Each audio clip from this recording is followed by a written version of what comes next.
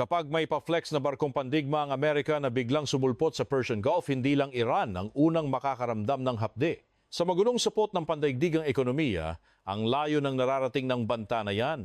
Baka yung tsuper ng jeep sa Maynila na namomroblema sa pasada, yung nanay sa Quezon City na nasyok sa presyo sa palengke, yung manggagawa sa Cebu, o yung pamilyang umaasa sa padala ng OFW mula Dubai. Sa usapang macrofinance, ang putok ng kanyon sa Strait of Hormuz ay hindi lang pang Middle East. Naglalakbay yan sa mga bariles ng langis, sumisingit sa presyo ng gasolina, gumagapang sa bill ng kuryente, at sa huli, feeling close na nakikisawsaw sa hapagkainan ng bawat pamilyang Pilipino.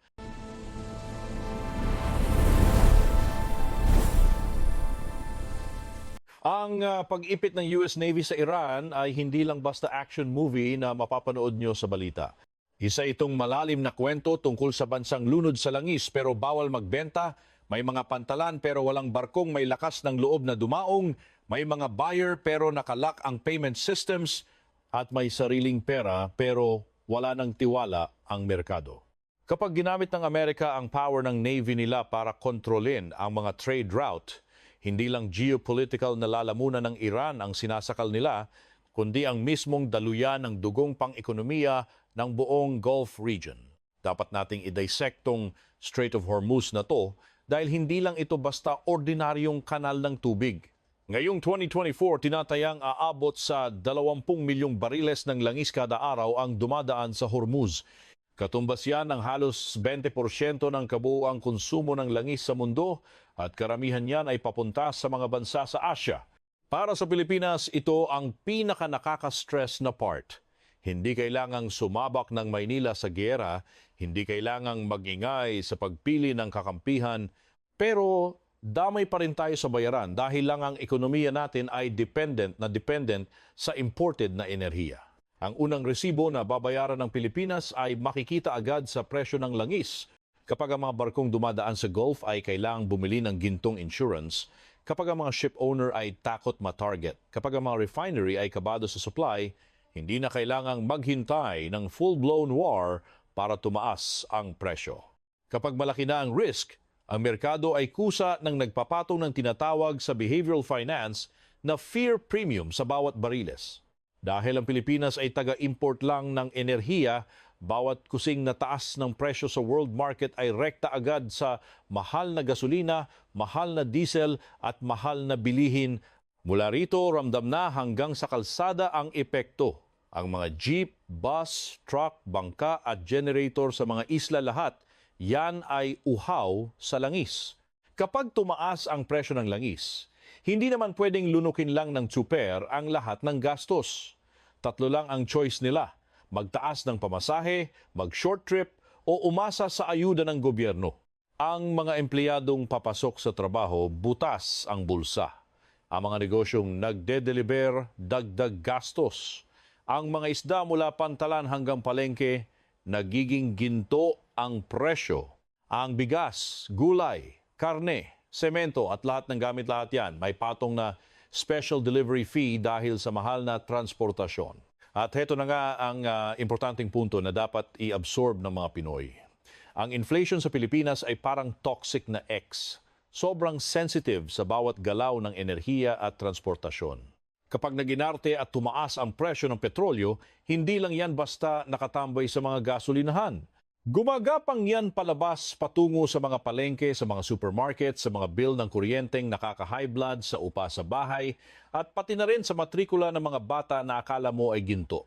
Ang isang blockade ng Navy sa Middle East ay baka hindi naman magbagsak ng bomba sa tapat ng bahay mo sa Maynila, pero siguradong may kakayahan itong pasabugin at gawing manipis ang pitaka ng bawat pamilya araw-araw.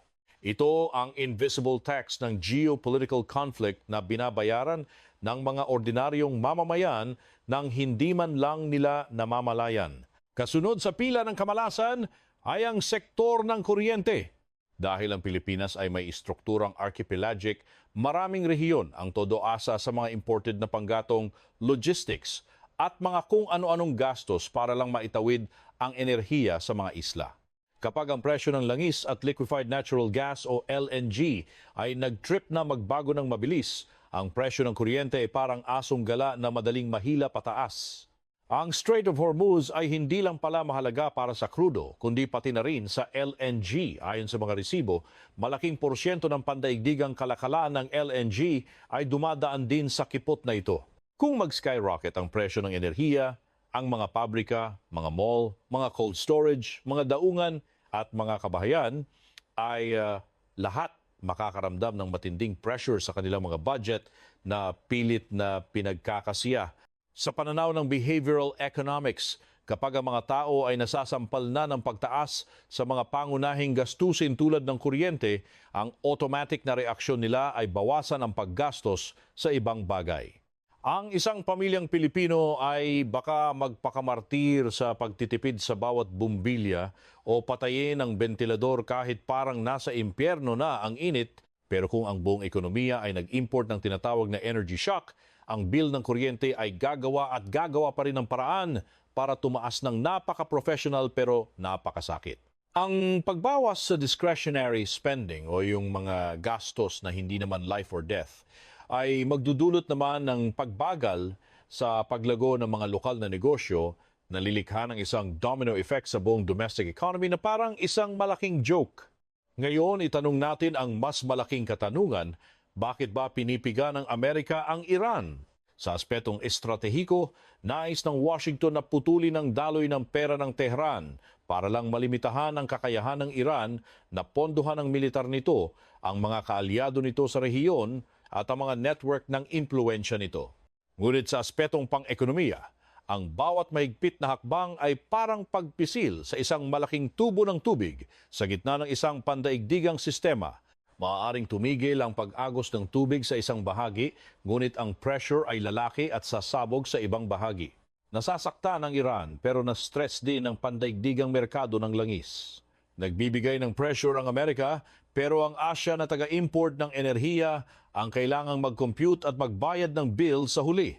Ang Iran ay hindi isang ordinaryong ekonomiya.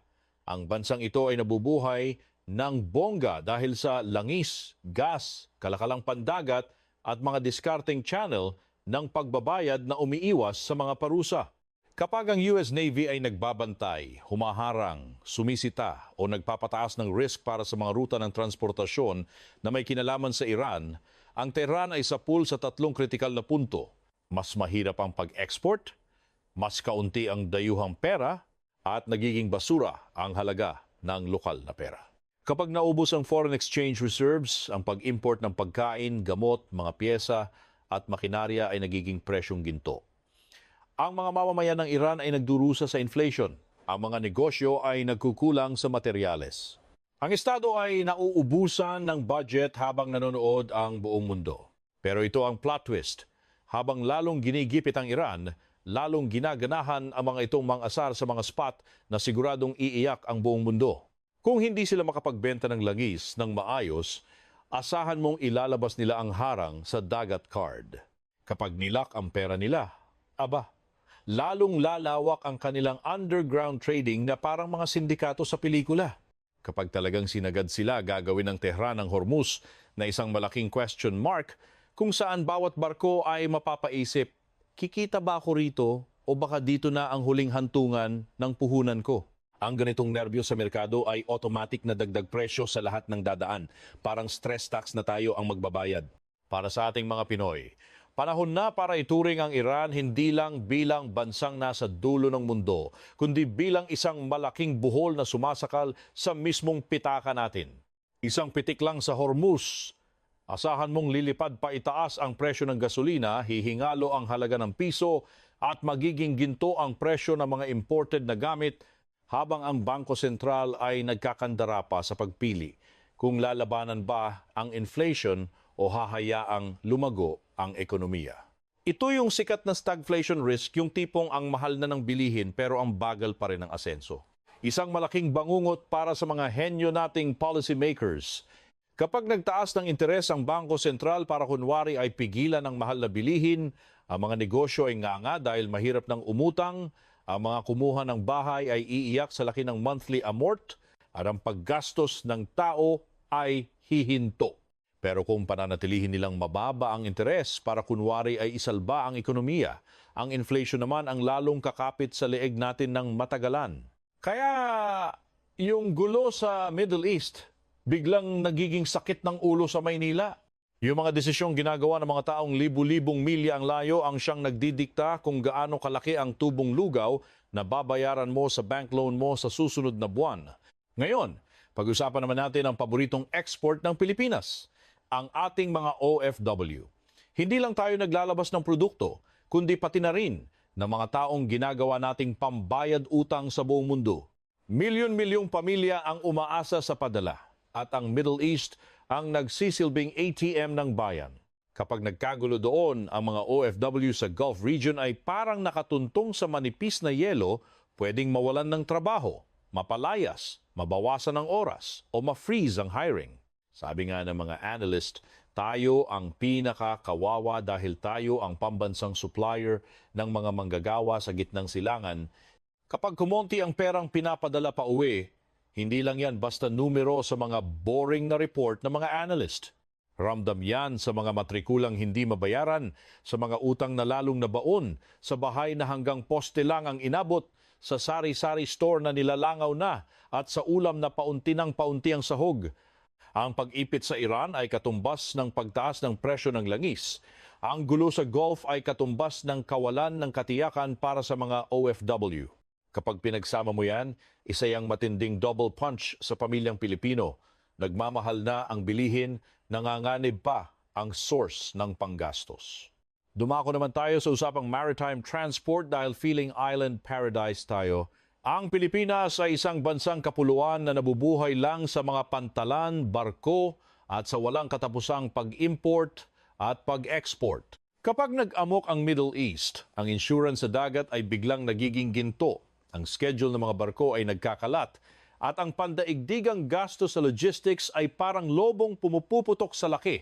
Kahit hindi dumaan ang direkta sa Hormuz sa mga kargamento, ang mahal na krudo at ang kaba ng merkado ay sapat na para hilahin pataas ang buong supply chain. Ito yung tinatawag na contagion effect sa supply chain economics. Yung tipong may sakit ang isang rehiyon, pero ang buong sistema ng kalakalan ang nahahawa. Isang container ng mga electronic components, isang batch ng pataba, isang kargamento ng pagkain, o isang kahon ng imported na makinarya lahat, yan ay pwedeng magpresyong ginto dahil lang sa hindi matatag na linya ng enerhiya sa mundo. Kapag ang mga shipping lines ay kailangang mag-detour para iwasan ang mga delikadong lugar, humahaba ang biyahe na parang walang katapusang serye. Ang mas mahabang biyahe ay nangangahulugan ng mas maraming sunog na krudo at mas mataas na operational costs. At syempre, ang mga gastos na ito ay papasa sa mga importer sa Pilipinas at sa huli, tayong mga mamimiling Pilipino ang sasalo sa anyo ng presyong pangmayaman sa mga supermarket. Dapat nating tutukan ang epekto nito sa pataba at pagkain. Ang Pilipinas ay bansang sobrang sensitive pagdating sa presyo ng bigas, pagkain at gastos sa bukid.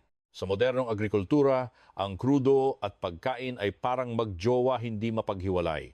Kung tataas ang langis, siguradong tataas ang presyo ng pataba dahil kailangan ng matinding enerhiya para gawin yan. Magmamahal din ang pagbiyahe mula sa bukid hanggang palengke.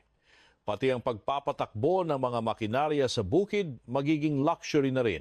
Kapag nangyari ito, ang mga magsasaka ang unang mabubutas ang bulsa sa puhunan at tayong mga mamimili ang susunod na iiyak sa mahal ng bilihin.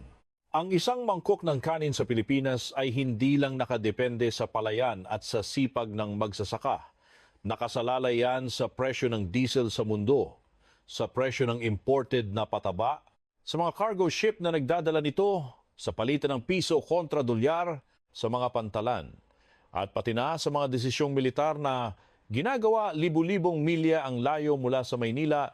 Ito ang nakakatakot na katotohanan ng globalisasyon. Ang seguridad sa pagkain ng isang lokal na komunidad ay pwedeng mawasak ng isang geopolitical chess game na hindi naman nila sinalihan. Ang supply chain ng pagkain ay nagiging collateral damage lang sa isang digmaang pang-ekonomiya.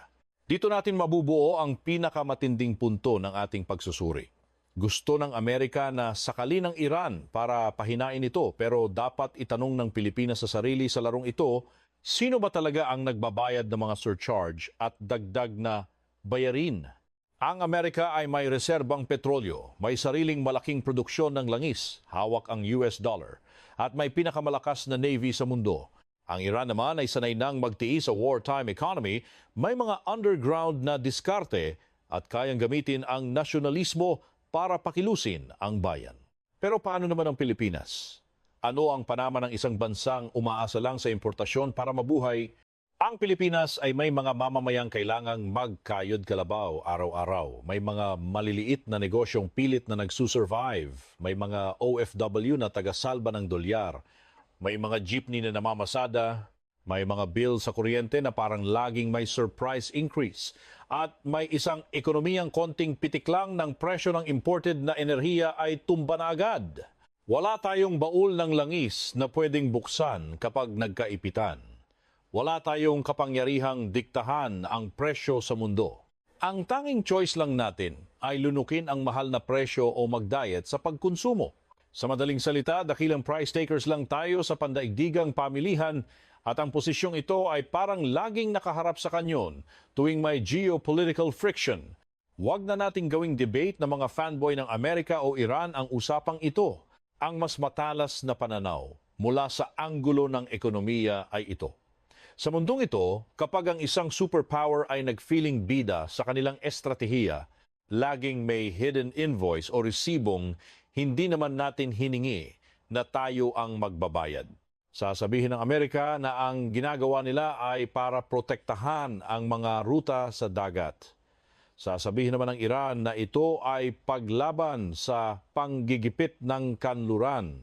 Pero ang mga Pinoy, mas praktikal ang tanong. Sa dulo ng buwang ito, sino ang sasagot sa mahal na gas? Sino ang mag-aabono sa kuryente? At sino ang pipigil sa presyo ng bigas na parang gustong abutin ang langit? Pagkatapos nito, isali naman natin ang China sa gulo. Ang Iran ay suki ng Asya sa langis at ang China ang pinakamalaking tropa ng Tehran pagdating sa enerhiya at kalakalan. Kapag sinakal ng Amerika ang Iran ng todo, siguradong gagawa ng paraan ng Beijing para makalusot sa mga parusa bibili ng murang langis o gagamitin ang isyung ito para i-shame ang Amerika sa panggugulo sa supply chain. Ang ganitong galawan ay nagbubunga ng shadow market o palihim na bentahan ng langis na lalong nagpapagulo sa normal na takbo ng kalakalan at nagdaragdag ng sakit ng ulo sa pandaigdigang pagpepresyo. Para sa Pilipinas, ito ang classic na sitwasyong ipit na ipit. Ang seguridad natin ay labis na nakasandal sa Amerika. Ang ating pangrehiyong ekonomiya ay hindi maihihiwalay sa China at ang ating enerhiya ay hinihila ng mood sa gitnang silangan. Ang isang islang bansa sa Timog Silangang Asya ay biglang napagitna sa tatlong chessboard, Washington, Tehran at Beijing. Ang pag-navigate sa tatlong pwersang ito ay nangangailangan ng malaninja na diplomatic at economic agility. Ang anumang maling kembot o sobrang pag-asa sa isang panig ay maaaring magdulot ng matinding economic backlash.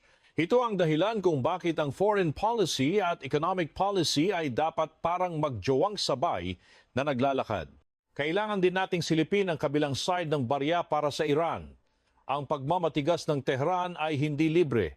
Kapag inuuna ng isang bansa ang strategic pride kaysa sa sikmura ng ekonomiya nito, ang mga ordinaryong mamamayan ang unang tinitigok. Ang mga parusa, blockade at militarisasyon sa dagat ay nagiging sanhi upang mas lalong maging loner ang ekonomiya ng Iran. Ang mga foreign investment ay naglalaho, ang tech development ay pagong ang usad, ang mga pribadong negosyo ay sinasakal, at ang middle class ay nawawalan na ng pag-asa sa kinabukasan. Ito ang madilim na reality ng pakikipagmatigasan sa gitna ng mga parusa. Kayang-kayang mabuhay ng gobyerno sa gitna ng mga parusa, pero ang buong henerasyon ng kabataan, ayun, wasak ang mga pangarap at oportunidad. Pag-usapan natin ang ethics ng ekonomiya kuno. Kapag sinasakal ang isang bansa para lang magbago ang ugali ng mga politiko nila, collateral damage lang ba talaga ang mga tao o sila talaga ang ginagawang punching bag?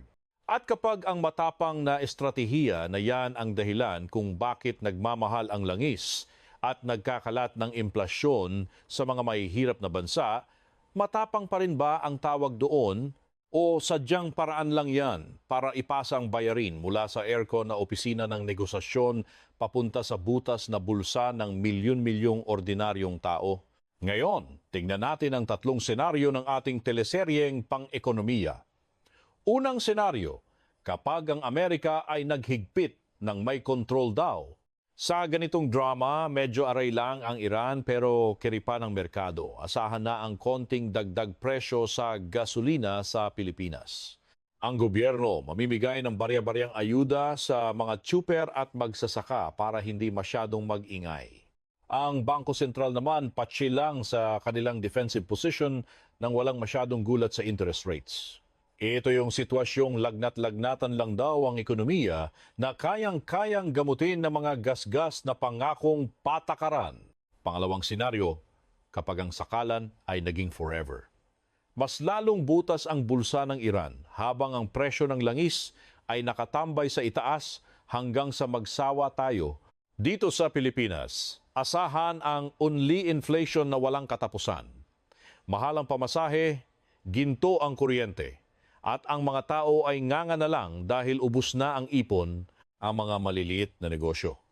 Ayon, tiklop dahil sa mahal ng gastusin at kawalan ng bumibili.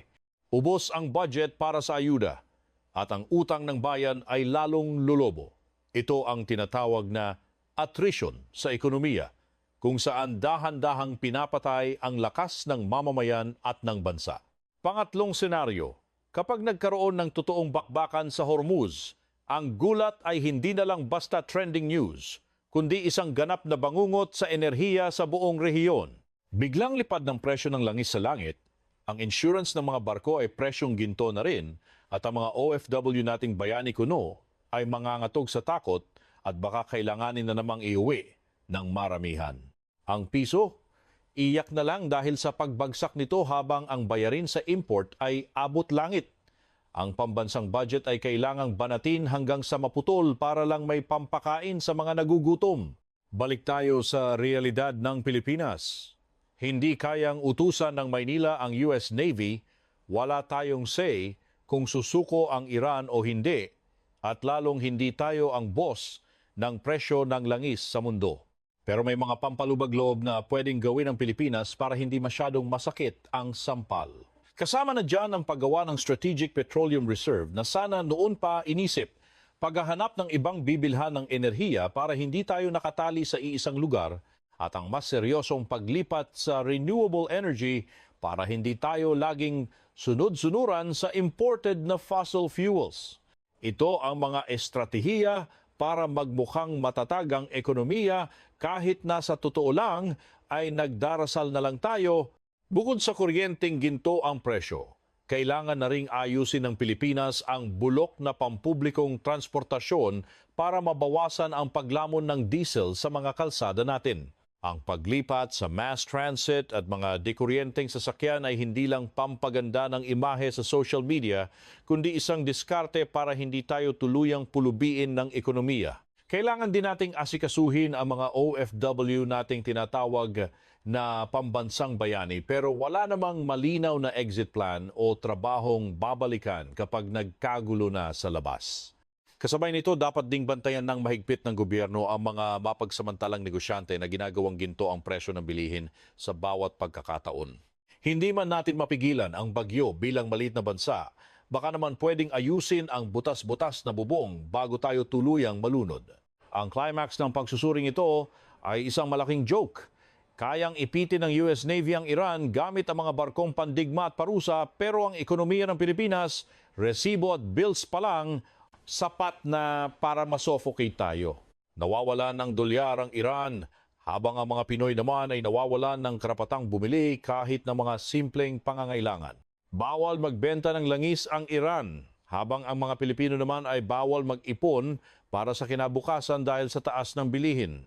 Ang away na akala mo ay sa pagitan lang ng Washington at Tehran ay sa huli, tahimik na umaabot sa kusina mo, sa traffic na tinitiis mo, sa kuryenteng nakakaiyak ang bill, at sa puyat ng milyon-milyong pamilyang hindi na alam kung paano pagkakasyahin ang sahod. Sa madaling salita, sa mundong ito ng macrofinance, walang sino man ang tunay na loaner o ligtas sa gulo ng iba.